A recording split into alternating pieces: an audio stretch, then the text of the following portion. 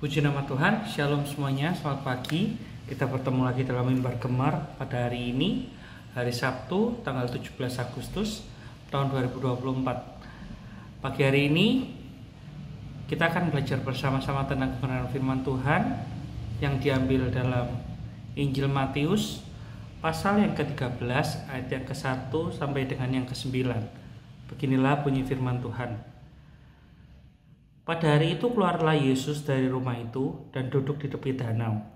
Maka datanglah orang banyak berbondong-bondong lalu mengurumuni dia, sehingga ia naik ke perahu dan duduk di situ. Sedangkan orang banyak semuanya berdiri di pantai. Dan ia mengucapkan banyak hal dalam perumpamaan kepada mereka.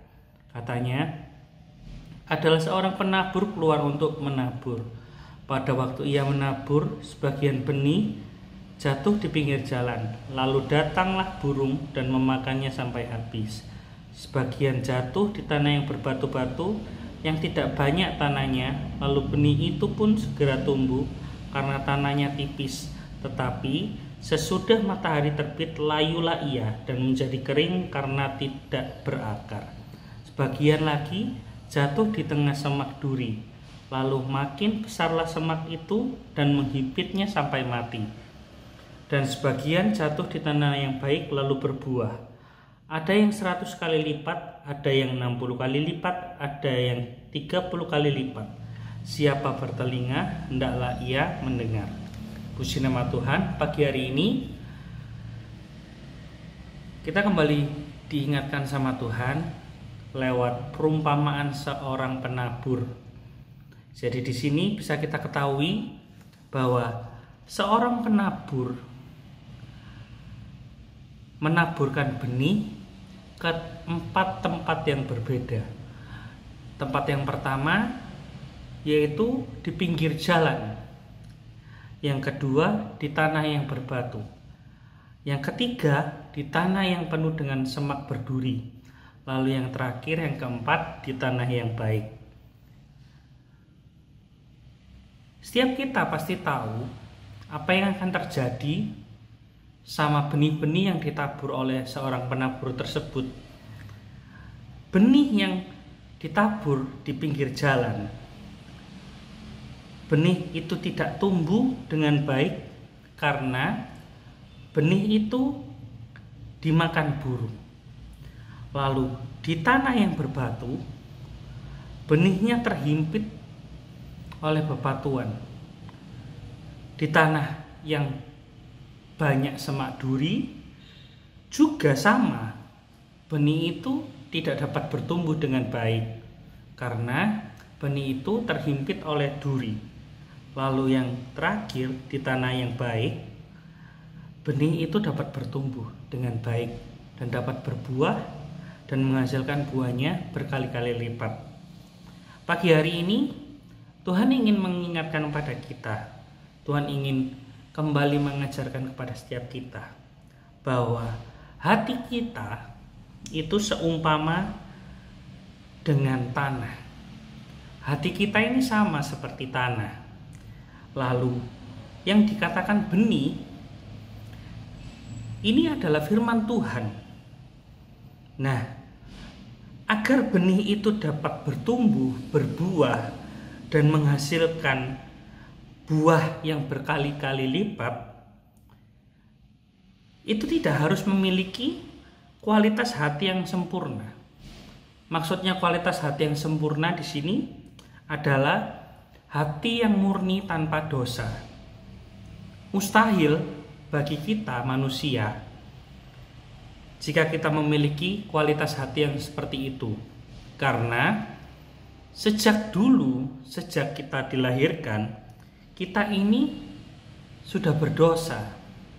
Tetapi pagi hari ini Tuhan ingin kita mencermati bahwa kita perlu, meskipun kita ini berdosa, Tuhan ingin kita belajar untuk setiap hari kita harus membersihkan hati kita dari hal-hal yang berpotensi untuk menggagalkan pertumbuhan benih atau firman Tuhan itu dalam hidup kita. Jadi Tuhan ingin kita belajar untuk setiap harinya kita membersihkan hati kita dari hal-hal yang menggagalkan benih itu bisa tumbuh dan berbuah dalam hidup kita. Apa saja hal-hal itu? Yang pertama, Tuhan tidak mau kita mengeraskan hati kita. Kita nggak boleh keras hati. Kita nggak boleh anti kritik. Kita nggak boleh egois. Sekiranya kita ketika mendengarkan suaranya Tuhan, kita harus meresponnya dengan baik dan benar. Ketika kita mendengarkan suaranya Tuhan, kita harus merespon suara tersebut. Jangan keraskan hati kita. Sama seperti yang ada ditulis dalam kitab Ibrani, pasal yang ketiga, ayat yang ke-15. Beginilah bunyi firman Tuhan.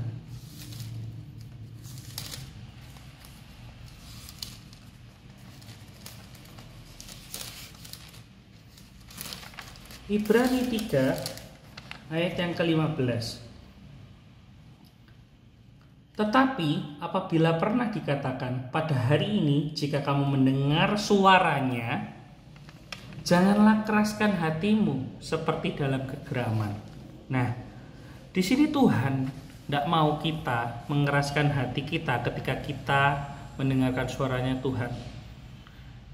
Suara Tuhan itu bisa kita dengar dari mana-mana. Bisa dari orang sekitar kita, bisa ketika kita dalam keadaan berdoa. Oleh karena itu ketika kita mendengarkan suara Tuhan, jangan sekali-sekali kita keraskan hati kita. Terima suara Tuhan tersebut, terima didikan dari firman Tuhan, terima suaranya Tuhan, lalu praktekkan dalam kehidupan kita sehari-hari. Lalu yang selanjutnya, kita perlu membersihkan hati kita dari ketakutan, kecemasan, keraguan, kebimbangan. Meskipun hal itu sulit, tetapi pagi hari ini mari sama-sama kita belajar untuk menjadi pribadi yang tidak gampang takut, tidak gampang cemas, tidak gampang ragu, tidak gampang bimbang. Karena ketahuilah kita punya Tuhan yang luar biasa. Tuhan yang merancangkan segala sesuatu yang indah buat kita. Dan Tuhan yang akan selalu menyertai kita. Jadi tidak ada alasan buat kita seharusnya untuk kita takut sama hidup kita. Untuk kita ragu sama masa depan kita.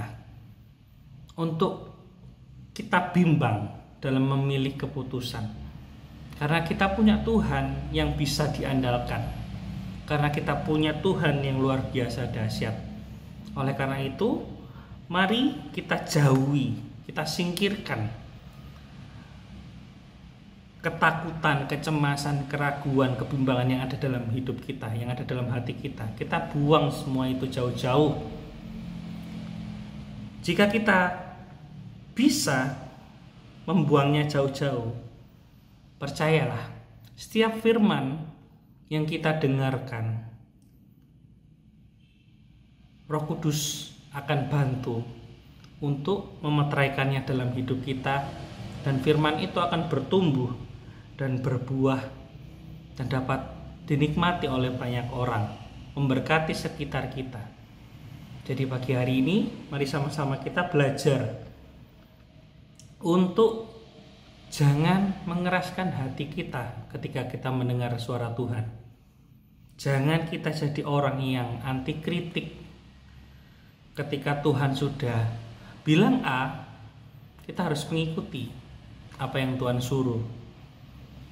Lalu untuk yang berikutnya, kita harus buang yang namanya rasa takut, rasa cemas, keraguan, dan kebimbangan dalam hidup kita, dalam hati kita. Kita harus buang semuanya itu jauh-jauh. Karena kita punya Tuhan yang dahsyat. Kita punya Tuhan yang luar biasa. Dan gak ada alasan buat kita takut lagi, cemas lagi, dan bimbang lagi dalam menjalani hidup kita. Asalkan kita dekat sama Tuhan, asalkan kita mau mendekat sama Tuhan, maka semuanya itu akan mungkin kita lewati. Puji nama Tuhan.